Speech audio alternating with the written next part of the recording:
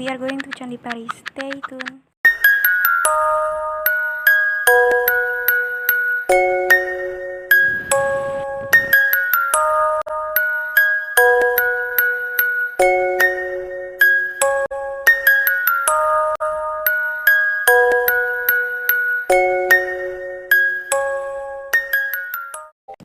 We arrived at Candi Pari at 9 a.m.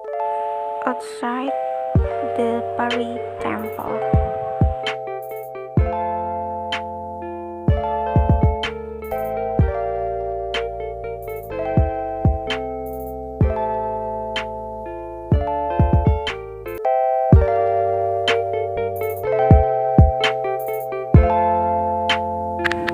Inside the Pari Temple,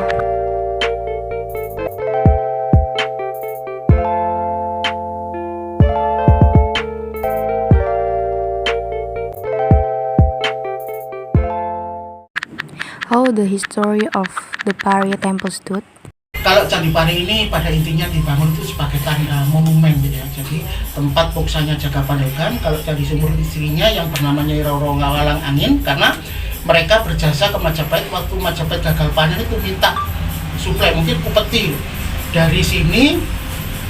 Dan yang punya padi itu 2 pasang suami istri, yang sepasang sudah diboyong ke Majapahit, yang sepasang ini dia ingin mempertahankan desa Kedungras waktu itu karena belum ada candi, jadi belum bernama desa Candi Pari.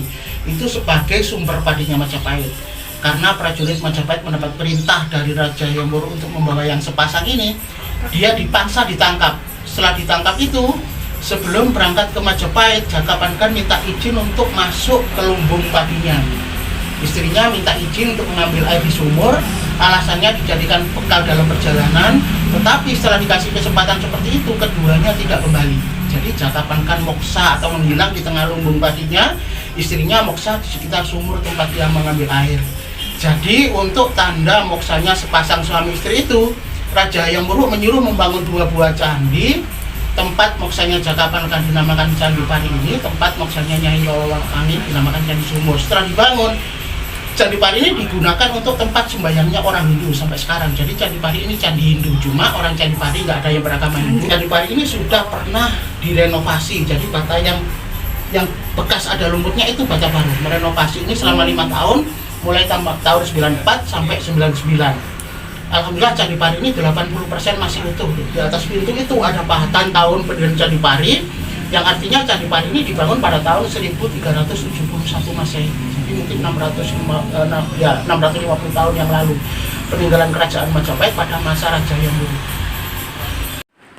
What are the myths about the Pari Temple? Mitos-mitos yang saya peroleh, alhamdulillah saya orang sini asli, saya sudah 25 tahun di sini.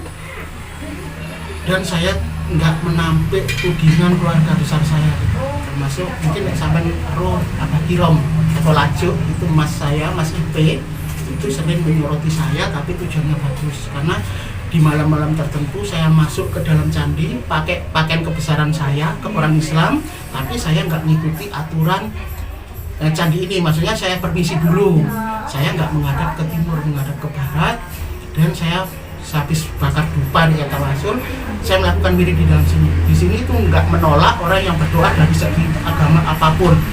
Dan saya dikasih panduan yang sampai sekarang itu jadi jadi pengingat untuk saya.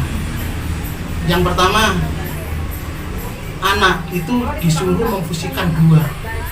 Kalau mungkin sampai di tukok HP mungkin bisa ada kwitansi ya, tapi kalau orang tua sampai membesarkan sampai nggak bisa ngitung habis berapa. Jadi nek wong tua mungkin nggak bisa tuku mobil sampai mobilnya karena mungkin uangnya lari ke sampean. Jadi disuruh memfungsikan sebagai materi selain anak juga jadi penengah. Jadi kalau orang tua mungkin bentrok itu, kalau melihat anak salah satu ngalah, bukan kalah tapi ngalah demi anak. Yang terakhir itu jadi perang batin untuk diri saya sendiri, karena Candi Pari ini kan peninggalan orang Hindu, tapi mengapa nasihatnya itu sudah mengarah ke Islam. Kalau saya bisa membuktikan, mungkin tak foto, tak rekam, tak bukti, no. Tapi kalau saya ritual di sini, itu ibaratnya saya seperti ngobrol sama sampean.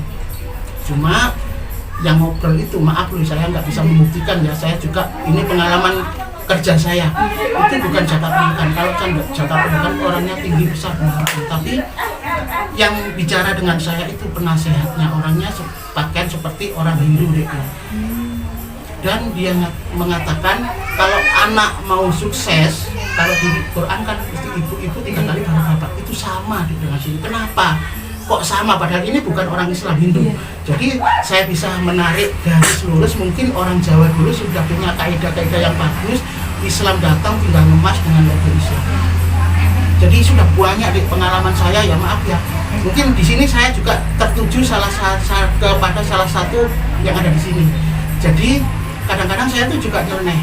Kalau nggak saya sampaikan saya sakit. Kadang-kadang ada salah satu mungkin anak, saya nggak melihat bis, nggak melihat apa, tapi biasanya perlakuan ke orang tua, terutama perempuan. Kalau mau sukses itu harus bisa menjaga omongan, sikap ke orang tua perempuan. Kalau sampean nggak bisa menjaga itu, nanti akan ada film pengganti sampean, peran pengganti sampean anak, baru sampean bisa menyadari. Karena kalau sampean berani meskipun sampean sukses, gimana pun uang sampean banyak, ketenangan batin itu kurang.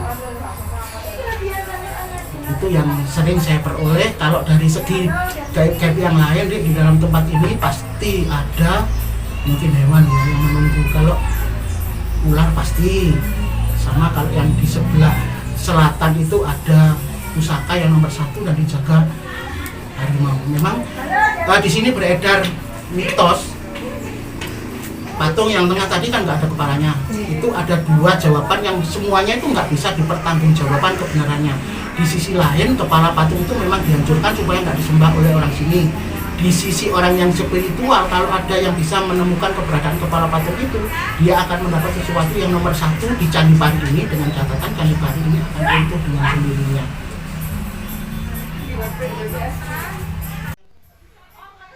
Paling berkesan di sini ada dari anak SMA Negeri 1 Wonoayu, 1 kelas dalam di sini, tapi ada salah satu cewek yang itu mungkin, maaf ya, berangkat sekolah tapi nggak sampai sekolah. Jadi kalau saya mandu di dalam supaya saya bisa merayu hati mereka, karena kebanyakan yang saya dengar kalau pengunjung dari luar Sidoarjo setelah turun dari kendaraan itu bilangnya iyalah, karena yang dilihat itu hanya seperti ini, nggak ada sarana pendukung, mungkin nek nang mall ngerasan. Jadi saya harus merayu hati mereka supaya seneng dengan cagar budaya seperti ini. Jadi kalau nggak lewat mitosnya, nggak masuk, saya lewat mistisnya. Jadi mereka baru ada kebanggaan kepada nenek moyangnya. Jadi waktu itu yang saya habis mandu, ada salah satu anak itu keburu masuk, tapi saya lihat anak itu, maaf saya nggak nuduh anak itu nggak benar, nggak, cuma diterno kok arek lanang kok tatoannya penuh, padahal dia pakai seragam. Setelah dia masuk, dia terjatuh di bawah tangga itu. Sampai di bawah? Enggak, dia nggak bisa jalan gitu aja, jatuh nggak bisa jalan. Setelah teman-temannya saya suruh keluar semua, saya tanya, takutnya nanti dia malu. Nah, sampai tekan didik dari sekolah Pak, pojok boroin. Sing takon itu tuh aku, tapi lewat lambuku. Ya Pak, saya dari Pak Aceh ini saya nggak sekolah. Sama rusuh, sama keluar. Teman-temannya yang laki-laki saya panggil juga, sampai bopong kalau sampai. Setelah keluar dari pagar itu, dia bisa jalan. Jadi di tempat-tempat seperti ini, meskipun kita beda agama, tapi kita harus mengerti. We from Group 10, thank you for taking the time to watch video. Thank you for watching.